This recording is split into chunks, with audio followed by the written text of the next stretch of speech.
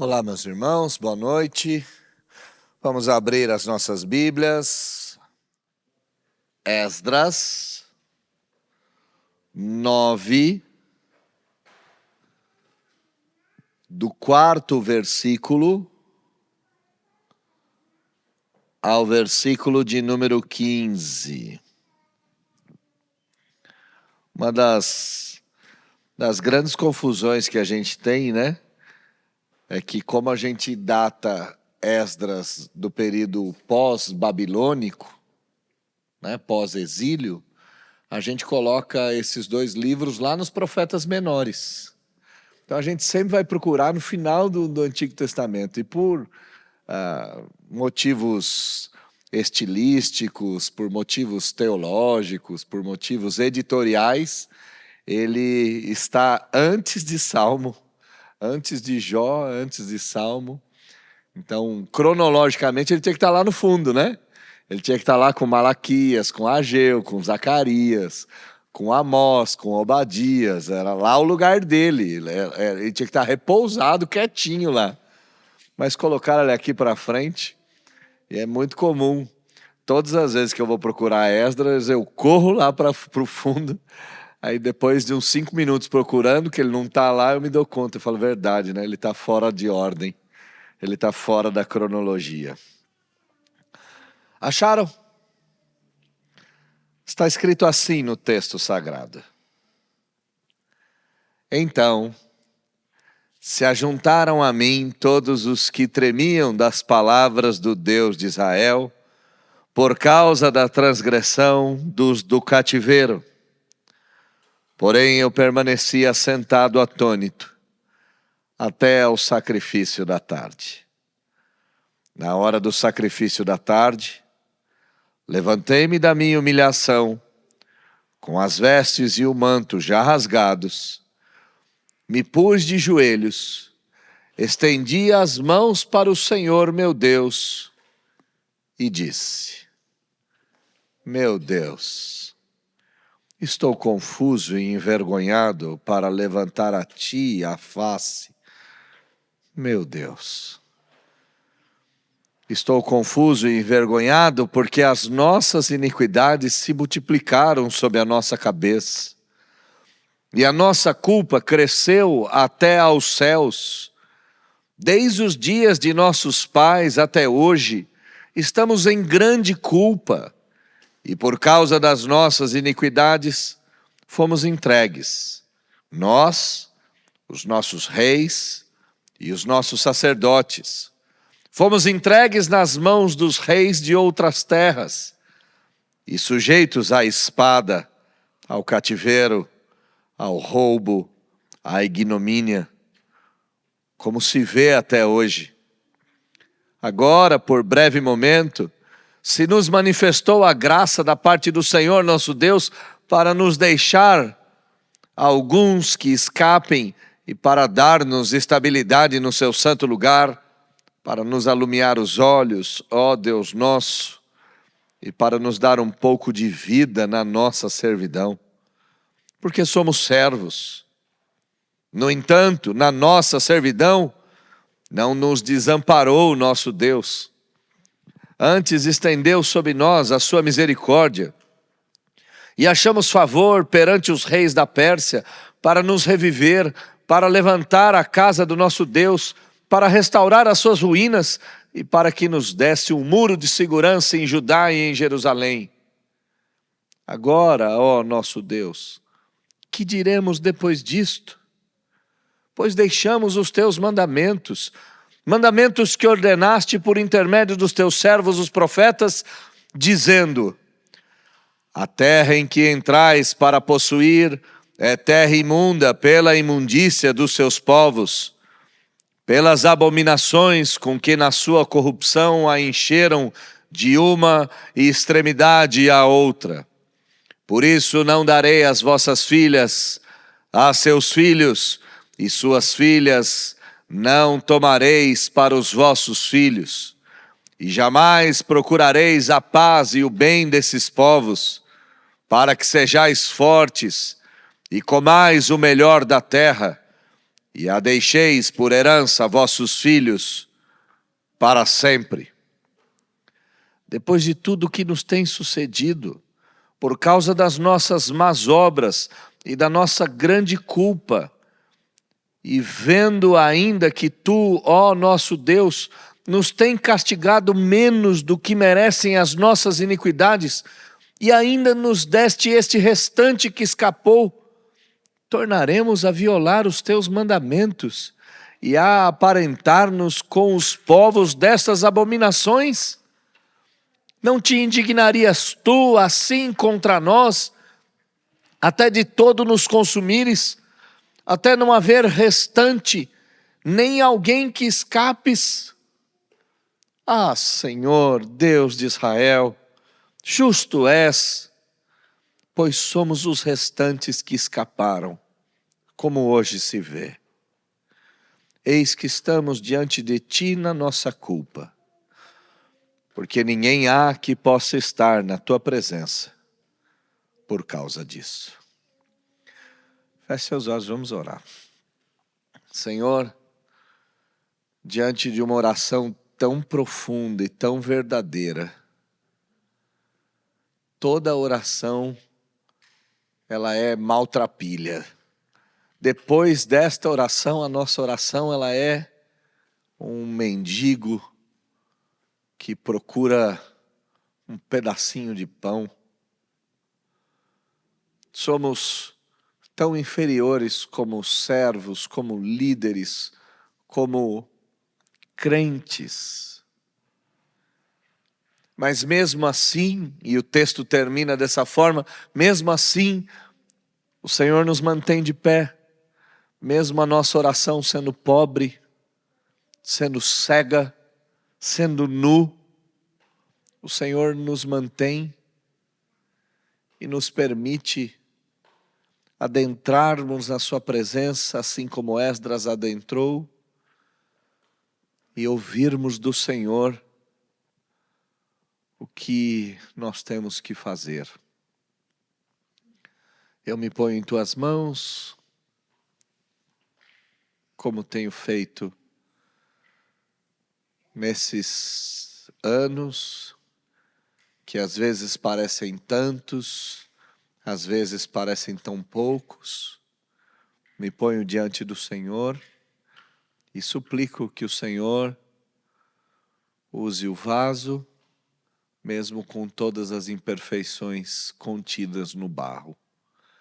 E fala com a tua igreja, fala com aqueles que estão aqui, fala com aqueles que hão de ouvir, fala com a sua igreja. É isso que nós te pedimos em nome de Jesus. Amém. O título do meu sermão é Rasgar o Coração, a confissão de um povo culpado. Aqui nós temos uma confissão, e uma confissão de rasgar o coração. E aqui a palavra rasgar o coração, ela pode ser tida nesses dois sentidos. O rasgar o coração traz como efeito a confissão. A confissão do povo é tão profunda que é de rasgar o coração. Então a gente pode trabalhar nesse rasgar o coração nesses dois sentidos. A história do retorno como um todo, a história da volta do exílio, ela é marcada pela alegria. A restauração, o reencontro da parentela, dos lugares, da terra prometida, mesmo encontrando a terra prometida em frangalhos, a imagem que eu tenho à mente é a imagem das murtas voando, né? E quando eu li isso a primeira vez numa tradução antiga, né? As murtas, eu queria saber que raio que era isso de murta. Murta é aquele negócio que a gente vê em filme ou em desenho de faroeste, que é aquele feno rolando no meio do nada. Então, mesmo eles encontrando aquelas murtas voando, aquele cenário de abandono, ainda assim, era repleto de alegria. E por que era repleto de alegria? Ora, porque Deus havia sido fiel. Deus havia libertado o povo da Babilônia. Deus havia permitido que o povo reconstruísse o templo, reconstruísse a cidade, reconstruísse o muro. Voltar à terra prometida, mesmo ela devastada, era motivo de grande excitação e grande felicidade. Tudo indicava um novo começo. Tudo apontava para uma nova era. Tudo apontava para um tempo de prosperidade, de amor e de paz. No entanto, somos surpreendidos por Esdras, capítulo de número 9, não só o capítulo de número 9, mas em especial o capítulo de número 9, por esse lamento de cortar o nosso coração. O povo restaurado, que experimentou a graça, rapidamente volta a pecar. E qual é o pecado do povo? Eles se misturaram com os povos pagãos. Foi explicado isso na quinta passada. E o problema aqui não é uma questão meramente étnica, como foi explicado. Casar-se com os povos pagãos, dar os filhos em casamento, receber as filhas como esposa, misturar-se, era desobedecer à aliança e se afastar dos mandamentos do Senhor. Então aqui nós temos duas verdades que são antagônicas, porque a primeira é muito dolorosa e a segunda enche o nosso coração de esperança. Primeira verdade dolorosa, a má notícia. A má notícia é que mesmo restaurados, eu e você ainda somos vulneráveis ao pecado. Mesmo edificados, mesmo fortalecidos, mesmo na igreja, mesmo de volta à terra prometida, mesmo diante de um cenário de amor, de prosperidade, de fé, de paz, de alegria, de festejo, eu e você somos muito, não é pouco não, é muito vulneráveis ao pecado. E a boa notícia? A boa notícia é que Deus ouve confissão sincera. Deus ainda ouve a confissão sincera de um povo arrependido. E Ele não só ouve, Ele não só escuta, Ele responde com graça. Então a má notícia é que, restaurados, ainda somos sujeitos à queda. A segunda é que, se cairmos, temos um advogado fiel que pode nos ajudar. Diante da confissão sincera, Deus responde com graça. Nós vamos ver 3 verdades nesse texto, e nós vamos ver essas verdades embaralhadas. Nós não vamos ver essas verdades de forma linear. Versículo 4, 5, 6, nós vamos misturar um pouco isso. Um pouco diferente do que eu estou habituado a pregar, mas aqui eu acho que se encaixou bem essa mistura, essa miscelânea, pegar um pouquinho de cada lado. Nós veremos 3 verdades. Primeira verdade: o pecado do povo, mesmo restaurado, é real, é verdadeiro e muito grave. O pecado aqui é muito grave, não é pecadinho bobo não. Aqui tem uma gravidade imensa. E antes que passe pela sua cabeça que não existe pecadinho nem pecadão, e é verdade, pisar num pé e dar um tiro na cabeça de uma pessoa, para Deus ambos são pecados, mas pisar no pé de alguém tem uma consequência, dar um tiro na cabeça dessa pessoa tem outra.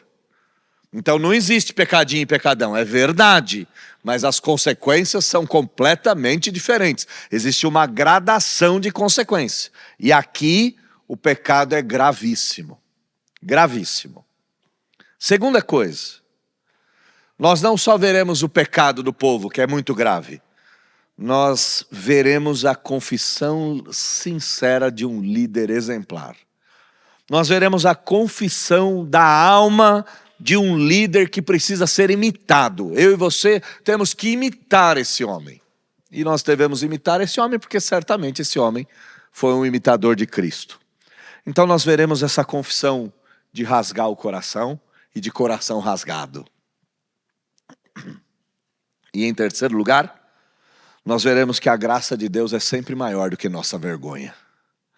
E isso é fabuloso. A graça de Deus é sempre maior do que qualquer vergonha que eu e você podemos passar. Porque confessar o pecado é sempre vergonhoso. E a graça de Deus, ela é superior. Pecar é sempre vergonhoso. Mas a graça de Deus, ela suplanta a tudo isso. Então vamos lá. Vamos ver esse pecado real, esse pecado verdadeiro e esse pecado grave cometido pelo povo. Olha comigo do 4º versículo ao 7º. Então se ajuntaram a mim todos os que tremiam das palavras do Deus de Israel, por causa da transgressão dos do cativeiro. Porém eu permaneci assentado atônito até o sacrifício da tarde. Na hora do sacrifício da tarde, o sacrifício da tarde acontecia por volta das 15 horas. Por volta do sacrifício da tarde, levantei-me da minha humilhação. Passou o dia todo naquela cena, naquela posição de vergonha, naquela posição de humilhação. Levantei-me ainda com as vestes rasgadas, ainda com o manto rasgado. Me pus de joelhos, estendi as mãos à frente para o Senhor, como um pedinte de comida. Essa é a cena. Ele está de joelho, com a cabeça baixa e as mãos erguidas à frente. E disse: meu Deus, eu estou confuso e envergonhado, a tal ponto que eu não consigo levantar a minha face. Eu não consigo te olhar de frente. É isso que ele está dizendo. Eu não consigo erguer o queixo.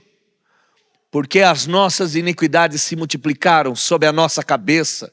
E a nossa culpa cresceu tanto que chegou até o céu. E infelizmente isso não é novo. Porque desde os dias dos nossos pais até hoje, a gente tem cometido os mesmos pecados. E por causa das nossas iniquidades, nós fomos entregues lá no passado, nós, os nossos reis e os nossos sacerdotes. Por causa do erro do passado, todo mundo padeceu. Nós fomos parar nas mãos dos reis de outras terras. Nós fomos expostos à espada, ao cativeiro, ao roubo, à vergonha. E tudo isso se mantém até hoje. O capítulo começa com uma notícia devastadora. Se a gente pode chamar de notícia, né?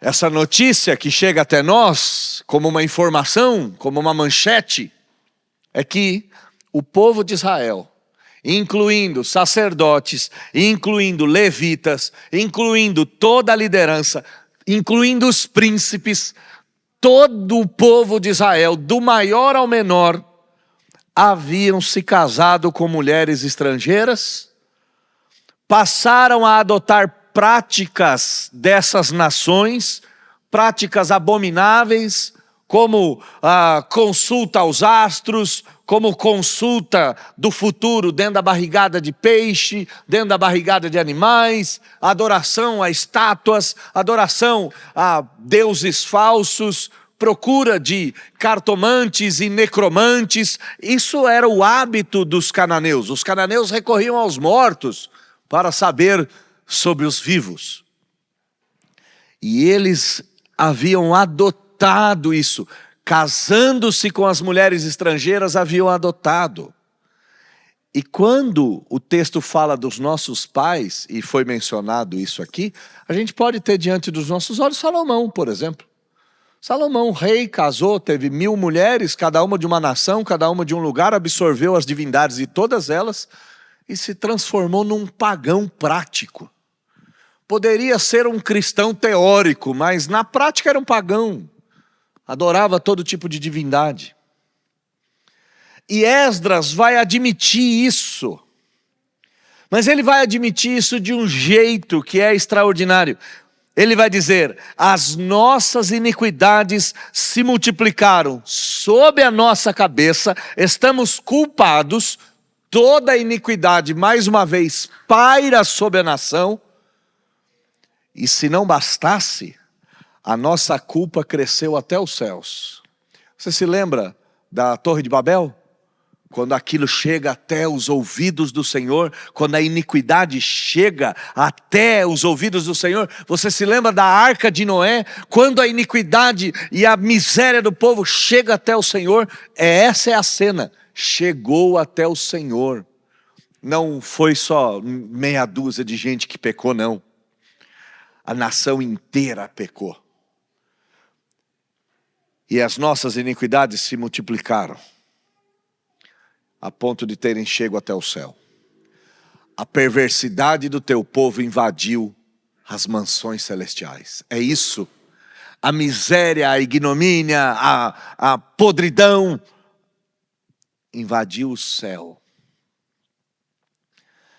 Esdras mostra isso com uma gravidade enorme. Ele diz, não foi um errinho isolado, não foi um escorregão, não foi uma bobagem. O padrão de infidelidade que atravessa gerações está sendo manifesto mais uma vez na gente. Desde os dias dos nossos pais, versículo de número 7, até hoje, olha o que ele está dizendo, o padrão permanece, o seu povo comete iniquidade. O seu povo, desde sempre, é um povo iníquo e nós não escapamos da sina. Nós somos tão miseráveis quanto os nossos pais. Eles também haviam contaminado a identidade do povo santo. É isso que eles fizeram. Eles contaminaram o DNA do povo. E o DNA do povo era espiritual. O DNA do povo era aliancista, o DNA do povo era santo, o DNA do povo era adorador, o DNA do povo era ir até o templo, era o sacrifício do cordeiro, e eles haviam maculado isso. Eles haviam imundiciado. Agora, o que mais nos chama a atenção é que o povo tinha sido restaurado. O povo havia sido restaurado por quem? Por Deus. A história é tão milagrosa, e você que está acompanhando a pregação, você sabe disso. É tanto milagre, é tanta intervenção divina. Todo mundo sabia que Deus tinha devolvido a terra. Não era dúvida para ninguém. Mesmo restaurados, eles cometeram pecado. E aqui a gente tem que aplicar pela segunda vez, da mesma forma, o texto a nós. Mesmo restaurados, mesmo membros de igreja, mesmo com ministérios, mesmo à frente de alguma coisa, mesmo santos, não somos imunes ao pecado. Eu e você não somos imunes à queda. Segunda coisa, e aqui fica muito claro, santidade não é algo negociado diante de Deus. Não dá para chegar diante de Deus e falar assim, peraí, qual é o quesito? Deus fala, o quesito agora é santidade. Vamos negociar isso aí. Eu vou ser santo aqui, mas ali não. Eu vou ser santo no templo, eu vou apresentar o culto do jeito que o senhor quiser, eu vou para a igreja, mas casamento eu caso com quem eu quiser, isso aí não é assunto do Senhor não. Então, até aqui eu obedeço, aqui a gente precisa negociar. Santidade não é um negócio que Deus negocia. E Deus não negocia com você, comigo, com a gente, não há negócio. Ou é santo ou não é. E o padrão de santidade não é determinado por quem pratica, é determinado por quem ordena a prática. Então quem determina o que é ser santo? Deus. Ele diz, faça isso que você é santo. Se você não fizer, você não é. E não tem como a gente negociar esse tipo de coisa. Terceiro lugar. E isso a história nos mostra. E a nossa história nos mostra isso, tá? Não é só história bíblica. A nossa história comprova, infelizmente, que sem vigilância o nosso coração desvia. Sem vigilância já era. parou de vigiar um pouquinho, é escorregão de quilômetros, é desvio de léguas. E a gente não precisa de muita coisa, não. É só abandonar a vigilância. E eu separei até uma frase aqui que eu acho que fez todo sentido, assim. É daquelas frases que a gente encontra e a gente sente inveja porque gostaria de ter escrito a gente. E a frase é: quem não vigia na restauração, tropeça na rotina. E é incrível isso. A gente não precisa de nada. Basta a gente viver a nossa rotina sem vigilância. É só viver a rotina. É só acordar e fazer as coisas como a gente sempre fez. A gente acha que para a gente escorregar, a gente precisa fazer alguma coisa assim, né? Horrorosa. Abandonar o lar, sair pela rua aí bêbado. Bobagem isso. Sem vigilância, a rotina vira abismo. O dia a dia vira fracasso, ou objeto que nos leva ao fracasso. Então a gente percebe aqui, meus irmãos, que o pecado era verdadeiríssimo, chegou até o céu. Era horroroso, porque era continuidade, e era a negociação da santidade, era o abandono da vigilância, era o descanso de achar que está tudo bem. Aí a gente tem, depois desse cenário catastrófico, né, dessa notícia, dessa capa de jornal, o povo pecou e o pecado é grave, nós temos a confissão de um líder que nos emociona. Esdras não é o líder que reconhece o pecado sentado atrás da sua escrivaninha. Ele não é o cara que está lá analisando dados e ele diz: opa, peraí, pecou, hein? Ele não é o sujeito do VAR. Ele não é o sujeito que está numa sala que detecta o erro e diz: avisa aí que errou. Não. Ele não é o líder distante. Ele é o cara que reconhece o pecado dele. Ele não reconhece o pecado dos outros, é dele. E há uma frase que ela é tão injusta, mas ao mesmo tempo tão verdadeira, que quando a equipe fracassa, a culpa é sempre do líder. E não tem o que fazer. A equipe fracassou. Quem fracassou? O líder. E é por isso que no Brasil, falando em VAR, o técnico é o primeiro a ser mandado embora. É um negócio doido, né? Mas o que Esdras faz? Esdras se humilha. Ele rasga as suas vestes, cai de joelhos, ergue as mãos para Deus. Ergue não, ele estende. Não é nem para cima, é para frente. E ele faz uma confissão tão cheia de verdade. E a gente percebe vergonha nas palavras dele aqui. É um homem que está profundamente envergonhado, profundamente ferido com o pecado. E talvez aqui seja o ponto mais nervoso da nossa vida. É que o pecado não nos causa mais vergonha. A gente comete o pecado e não se envergonha mais dele. Ele gera até uma certa raiva. A gente olha e fala assim: de novo, fiz de novo. Mas ele não gera uma vergonha da alma. E aqui esse homem está envergonhado. E como é que a gente percebe isso? Bom, começa o versículo de número 5, dizendo: na hora do sacrifício da tarde, levantei-me da minha humilhação. Então, eu estava lá me humilhando, eu estava lá expondo a minha vergonha. Minhas vestes e meu manto estavam totalmente rasgados. Todo mundo viu aquilo. E eu não consegui me colocar de pé diante do Senhor. Eu me pus de joelhos, estendi as mãos e disse só: meu Deus, o que está acontecendo? Meu Deus, o que a gente fez? Meu Deus. Ele, como representante do povo, assume a culpa coletiva. Sim, é de todo mundo. Ele não. É incrível isso, né? Porque ele não se casou com ninguém. Ele não. Mas, como líder, ele assume a culpa. Essa atitude revela o verdadeiro líder. O verdadeiro líder não é aquele que ensina, mas é aquele que carrega o peso do povo diante de Deus.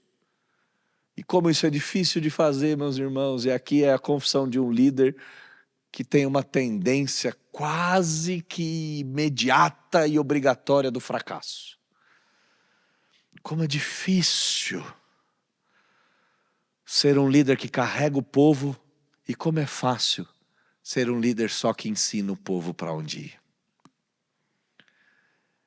Olha a palavra desse homem, versículo 6. Eu vou só separar, tá? Vai acompanhando comigo aí os olhos, do 6 até o finalzinho do 7.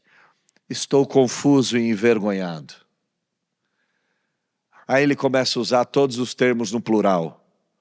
As nossas iniquidades, a nossa cabeça, a nossa culpa, os nossos pais, estamos em culpa, nossas iniquidades, fomos entregues, nós e os nossos, nós pecamos, nós falhamos, todos nós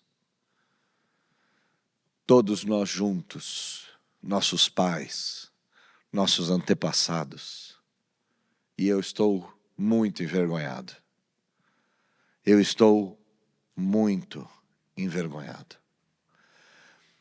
No meio dessa vergonha, ele vai reconhecer que o erro dessa geração é pior do que das outras. E por quê? Porque ele vai dizer que mesmo após a misericórdia da restauração, o povo volta a pecar. Bom, os pais lá no deserto, os pais invadindo a terra prometida, era uma situação. Conquistando ainda, era uma situação. Mas nós não. A nós se manifestou a graça de Deus. Olha o versículo de número 8. Por breve momento se nos manifestou a graça da parte do Senhor nosso Deus, para deixar que alguns escapassem.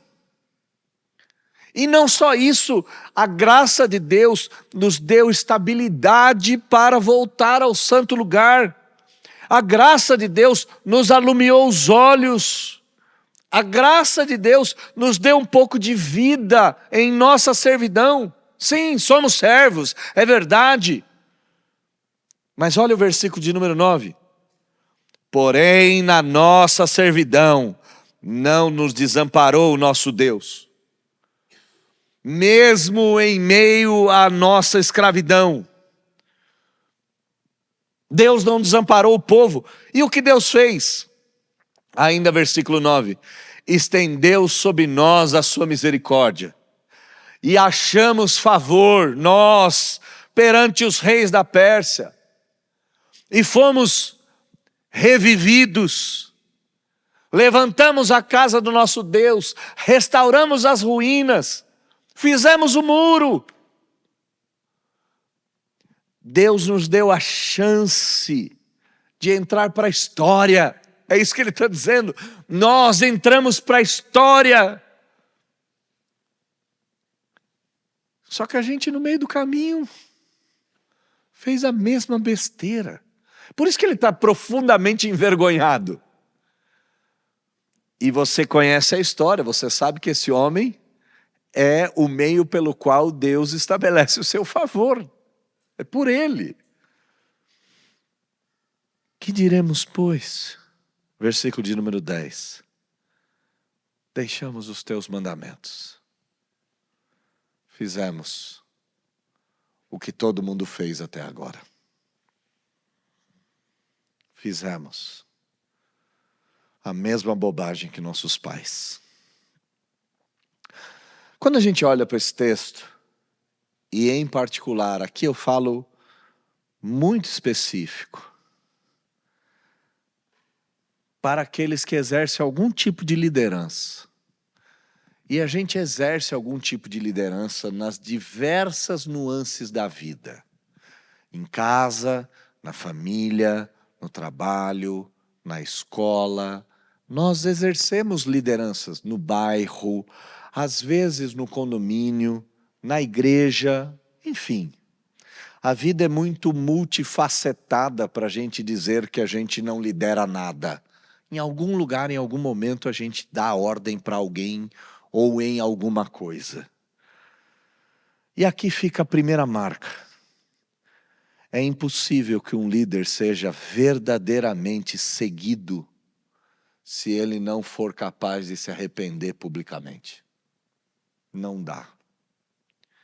Não dá para ouvir um pai que não pede perdão diante de Deus. Não dá para ouvir uma mãe que não se arrepende. Não dá para ouvir um líder da igreja que não chora. Não dá para ouvir um líder na empresa que diz: eu errei, preciso da ajuda de vocês. Não é possível seguir um líder que não se arrepende. Aliás, é insuportável seguir alguém que não se arrepende. É insuportável seguir alguém que nunca erra. Mas é tão desejável seguir alguém que chora, que sangra.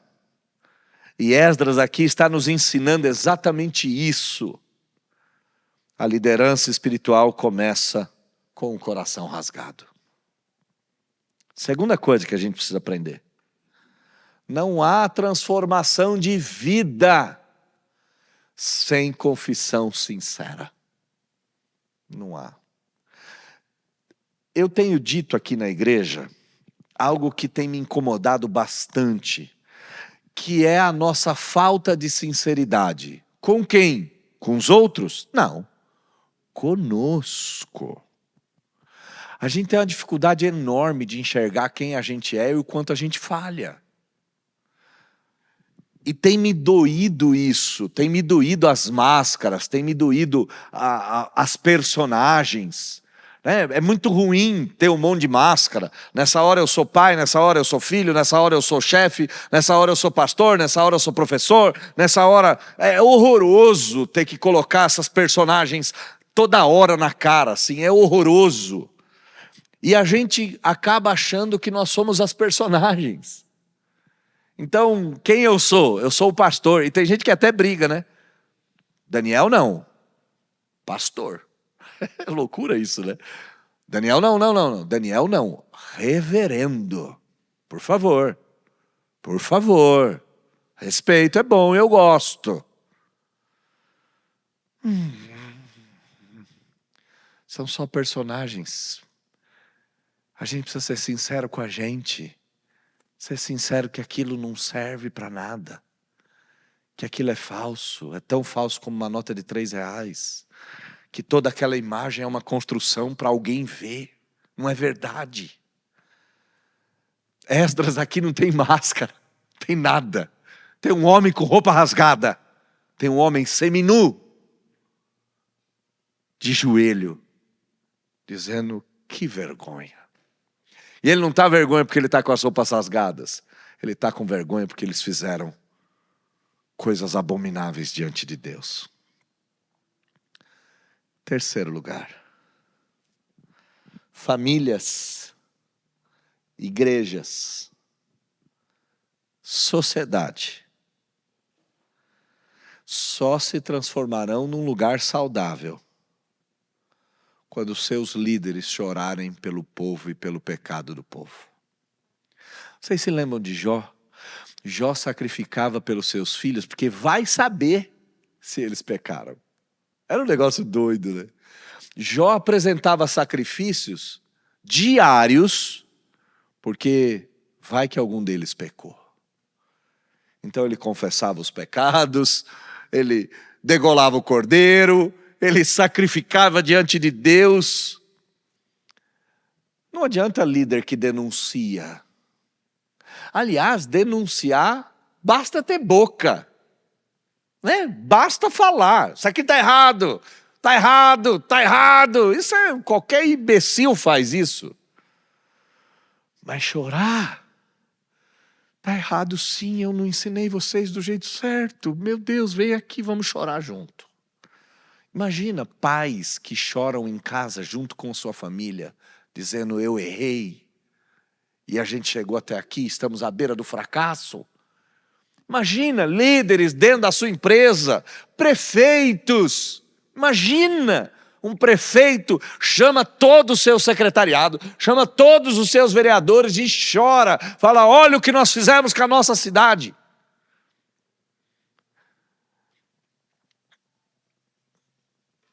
É por isso que o Brasil não vai para frente, né? Porque no Brasil a culpa é sempre de alguém, menos da gente, né? Ai, meus irmãos, líderes devem rasgar o coração quando o povo rasga o compromisso. E toda restauração passa pelo joelho do líder. Toda restauração passa pelo joelho dobrado do líder. Dobrado. E por que eu estou dizendo isso? Ora, por causa do versículo de número 4. A verdadeira liderança de Esdras, que é uma liderança exemplar, move o coração de um monte de gente. E depois você pode dar uma olhadinha, e você pode dar até uma olhadinha agora. Eu vou ler o versículo de número 4, o iniciozinho, e nós vamos ler o primeiro versículo do capítulo 10. Vamos ler os dois, porque faz sentido ler os dois. Versículo 4. Então se ajuntaram a mim todos os que tremiam das palavras de Deus. Se ajuntou do meu lado um monte de gente que também começou a sentir a mesma dor. E no versículo de número 10, perdão, no versículo de número 1, vamos ler juntos, em voz alta, esse versículo. 10:1. Achou aí? 10:1? Vamos ler. Enquanto Esdras orava e fazia confissão, chorando prostrado diante da casa de Deus, ajuntou-se a ele de Israel muito grande congregação de homens, de mulheres e de crianças, pois o povo chorava com grande choro. Que coisa extraordinária. Que coisa extraordinária. A verdadeira liderança move os corações e não apenas os passos. Move a alma. E aqui é fabuloso porque o povo todo está em movimento. Bom, mas tinha uma terceira coisa que a gente precisava aprender. Primeiro, que o pecado era horroroso do povo. Segundo, que Esdras, a confissão gera renovo. Mas em terceiro lugar, é a parte mais bonita do texto. A oração, ela rasga o nosso peito, ela nos envergonha. É verdade isso. Mas a parte mais bonita do texto está no finalzinho dele. Do versículo de número 13 até o versículo de número 15. Esdras reconheceu algo extremamente profundo. E o que ele reconheceu? Que a graça de Deus é maior do que qualquer vergonha. Deus tratou esse povo com misericórdia. E você talvez se pergunte, como assim? Eles não estão sendo punidos? Eles não estão sendo expostos? Sim. Mas a pergunta é, eles foram punidos com o mesmo grau, com a mesma gradação que mereciam? Lá em Noé, por causa do mesmo pecado, Deus extirpou a raça humana. Só ficou uma família. Na Torre de Babel, por causa do mesmo pecado, os pecados do povo chegaram até as narinas de Deus.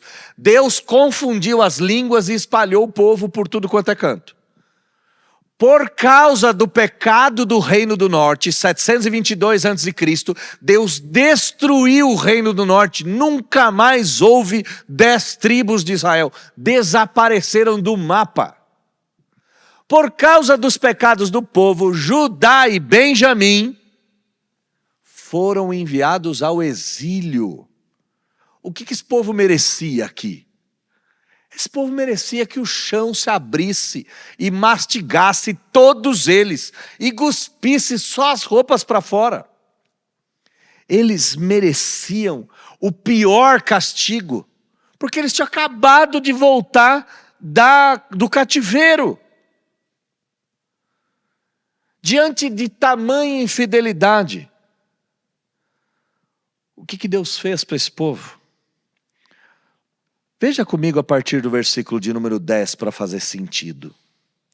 Agora, ó nosso Deus, que diremos, pois, depois disso? Nós deixamos os teus mandamentos, aquilo que o Senhor havia ordenado aos profetas, aquilo que o Senhor havia dito: a terra em que entrais para possuir é terra imunda. O povo que está aí é imundo porque comete abominação. O povo é corrupto. Essa corrupção encheu a terra de uma extremidade à outra. E por isso, vocês não podem, versículo 2, não deem as vossas filhas aos filhos desse povo. Não peguem as filhas desse povo para os seus filhos. Não procurem a paz e o bem deles. Não os fortaleçam.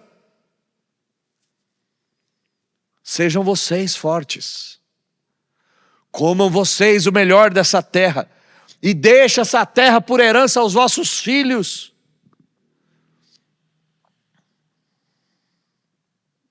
Aí o versículo 13 é espantoso. Depois de tudo que nos tem sucedido.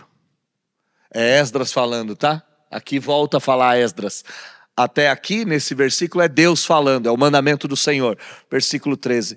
Depois de tudo que a gente fez, por causa das nossas más obras, por causa da nossa culpa, e o Senhor, que é Deus, nos tem castigado menos do que merecem as nossas iniquidades. Mesmo fazendo o que a gente fez, o Senhor nos castigou menos. A tua mão foi mais leve. Ainda nos deste um restante, deu escape, ainda permitiu com que o povo estivesse vivo. Ele vai perguntar, e aqui são duas perguntas retóricas, a gente vai ver mais no final. Mas a confissão de Esdras não termina com desespero, dizendo, acabou. Ela termina com uma humildade tão grande, porque ele sabe que apesar da vergonha, ainda há graça nas mãos e na presença de Deus. Mesmo diante do fracasso, ainda há misericórdia. Mesmo antes da violação dos mandamentos, há amor incondicional esparramado por Deus e de Deus. Ele faz uma pergunta para ele, versículo 14: tornaremos a violar os mandamentos? Não pode, meu Deus, a gente não pode, não combina. O Senhor tem paciência e vai se esgotar. Não te indignarias tu assim contra nós, até nos consumires? Sim, se a gente continuar fazendo isso, a gente está abusando. Imagina se relacionar com uma pessoa que te ama tanto, e você abusa desse amor, até chegar uma hora que ele esgota. Não é? E a gente tem que tomar cuidado, porque filhos às vezes fazem isso com os pais. Maridos fazem isso com as esposas, esposas fazem isso com os maridos. Chefe faz isso com os empregados. Empregados faz isso com o patrão é bom, abusa. E é isso que Esdras está dizendo. Ele falou, mas peraí, gente, peraí. Deus continuou nos abençoando. Mesmo diante do juízo, da justiça e do castigo, Deus é bom. Como é que ele termina? Ah, Senhor. Ele começa dizendo, meu Deus, eu não consigo nem olhar para o Senhor. O início é doloroso. Aqui ele termina com um alívio da alma, né? Eu não vejo o A como, ah, Senhor. Eu vejo o A como, ah, Senhor, Deus de Israel, Tu és justo, pois nós somos aqueles que escaparam e estão vivos. Sim, somos culpados, é verdade, mas estamos aqui. Estamos diante do Senhor. Somos o remanescente que escapou. E embora somos culpados, não temos direito de entrar na sua presença. Embora tudo isso sendo verdadeiro, a tua misericórdia dura para sempre e se renova a cada manhã. E isso é o término da oração. A confissão verdadeira sempre reconhece a culpa, mas a confissão gloriosa sempre se lembra da graça. Quando você confessar o seu pecado, lembra da sua culpa. Mas não esquece que a graça de Deus se manifestou. E não existe pecado que a graça de Deus não possa cobrir. Não existe pecado. Não existe pecado. A não ser o pecado imperdoável, a blasfêmia contra o Espírito Santo. Mas se houver arrependimento sincero de todos os outros, haverá libertação, haverá transformação. Não existe pecado que fique de pé diante da graça. A graça é um punhal, é um martelo, é uma espada. Ela é um machado nas mãos do melhor guerreiro. E ela destrói o pecado e lança o pecado em mares profundos, chamados mar do esquecimento. Compete a nós viver nessa dicotomia, envergonhados do pecado, mas cheios de esperança com a graça. Esse é o nosso jeitão de viver. Envergonhados com o pecado, sim, mas cheios de esperança com a misericórdia. E por que a gente pode fazer isso? Ora, porque Deus provou para todos nós, de uma forma espetacular, que a graça estava pronta para vencer qualquer tipo de pecado. E como é que a gente sabe disso? Ora, meus irmãos, porque naquela cruz maldita, a graça triunfou sobre ela. Aquela cruz cheia de pecado, cheia de pecado. O pecado da humanidade inteira estava ali. O meu, o seu, o de Esdras, o dos nossos pais. Diante daquele ajuntamento maligno, de horror, de maldição, a graça estendeu os braços. E os braços da graça se estenderam tanto, tanto, tanto, a ponto da graça encarnada, Jesus Cristo, levar sobre si todas as nossas iniquidades. É o que disse Isaías. A gente deve saber que Deus já provou que não nos puniria conforme nós merecíamos, porque Ele decidiu castigar o seu Filho para salvar a gente como eu e você. Esdras não é uma oração antiga só. Esdras é um espelho que aponta primeiro para nós, um povo restaurado que cai, que nos mostra uma direção, um espelho que aponta para um caminho, que apesar de caídos não podemos ficar no pecado. Temos que confessar, temos que nos arrepender, temos que buscar misericórdia. Mas esse espelho que mostra a Esdras, que mostra a nós, que mostra o caminho, esse espelho também mostra Jesus Cristo. E hoje a gente vê por espelho. E o nosso grande espelho é essa oração. São essas palavras. O nosso grande espelho são essas pequenas palavras. E se você, olhando para esse espelho, reconhece a sua queda, olhe um pouquinho mais para ele, porque você vai ver que logo depois da queda está o trono da graça. Olhe para esse espelho e perceba que Deus ainda restaura corações, mas para Ele restaurar corações, corações têm que se rasgar. Quando você olha para o espelho, costumeiramente, o que você busca ver? Cabelo bem arrumado, veste limpa e veste bem alinhada. O povo restaurado precisa ver um coração rasgado, não uma veste limpa. Olha no espelho em busca do coração rasgado.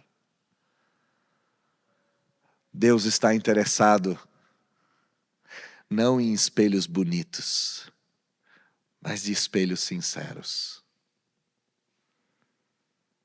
E espelhos que no fim das contas mostre Jesus Cristo de pendurado, mas ao lado mostre Jesus Cristo glorioso e pronto para ajudar qualquer um que a Ele se achega.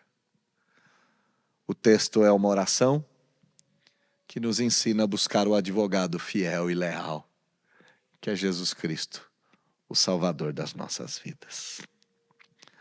Vamos orar, encerrando esse tempo. Eu estourei todo o tempo do mundo, são 9h10. Olhei no relógio de esgueio. Se você não sabe o que é esgueio, uma hora eu te explico. Eram 8h55, eu fingi que não vi.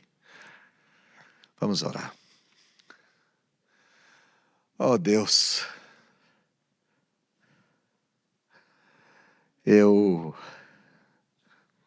como eu queria fazer orações como essa. Como eu queria rasgar minha alma como esse homem rasgou a dele. Como eu queria poder rasgar o meu coração como Esdras rasgou o dele.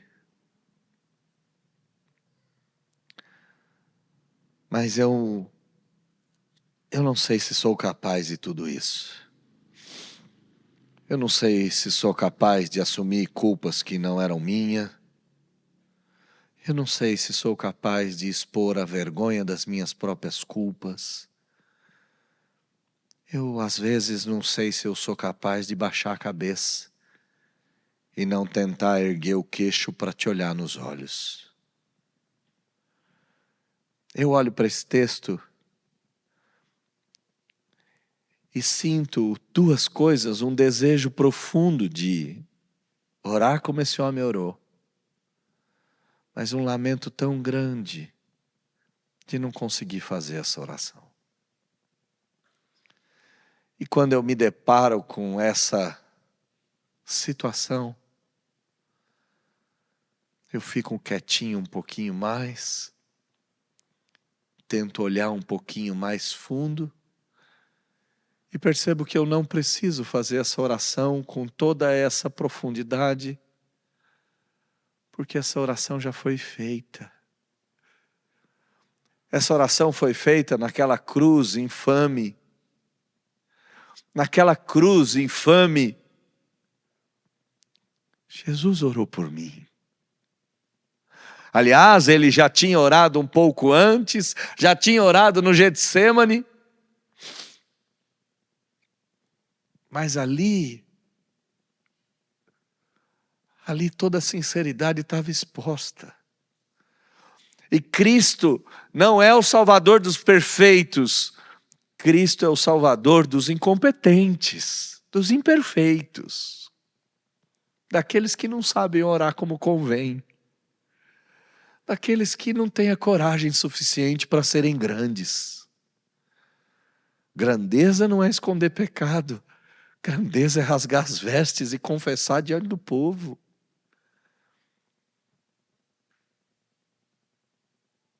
E se porventura outros irmãos, ao olhar para esse texto, sentem a mesma angústia, que o teu espírito derramador e doador de graça enche o coração dos meus irmãos da mesma forma que o Senhor encheu o meu, dizendo: filho, eu não te obrigo a fazer essa oração,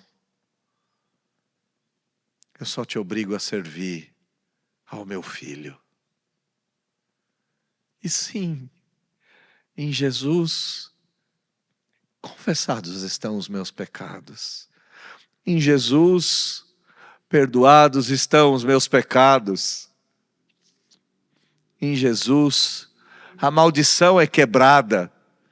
Os pecados dos meus pais que perduraram até aqui são quebrados em Cristo Jesus. Não há mais morte, não há mais maldição, não há mais horror, não há mais temor. As vestes que foram rasgadas foram as vestes que cobriram o corpo do Senhor Jesus. A liderança que se humilhou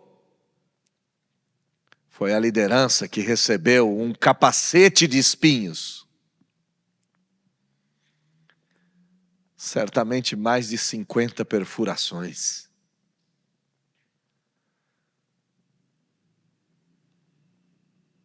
O cetro de justiça foi um caniço que usaram para bater na sua cabeça. O tratado foi afixado por pregos de 17 centímetros. Pelo menos 3. E eu olho para Jesus de pendurado. Eu vejo que Esdras tinha entendido muito bem quem ele era. Ele era um protótipo de Cristo. Quando eu olho para Cristo de pendurado, eu entendo tudo. E entendo que eu não preciso de orações poderosas. Eu só preciso de um coração que se rasga. E aos pés de Jesus diz: eu não consigo. E eu não consigo. Eu não consigo um monte de coisa. Mas uma coisa eu sei. Que todas as manhãs a sua misericórdia se renova sobre nós. E que as suas misericórdias não têm fim. E que o Senhor, mesmo um povo tão afortunado como nós, que não podia viver essas misérias que a gente vive, mas o Senhor não nos trata como a gente merece. O Senhor preferiu colocar tudo aquilo que a gente merecia sofrer nos lombos de Jesus, para pôr sobre nós tudo aquilo que a gente não merecia ter, que é a salvação, o amor e o relacionamento contigo. Muito obrigado por esse texto, muito obrigado por esse espelho escancarado. E nos ajuda. Essa é a oração que eu faço, e eu a faço em nome de Jesus. Amém.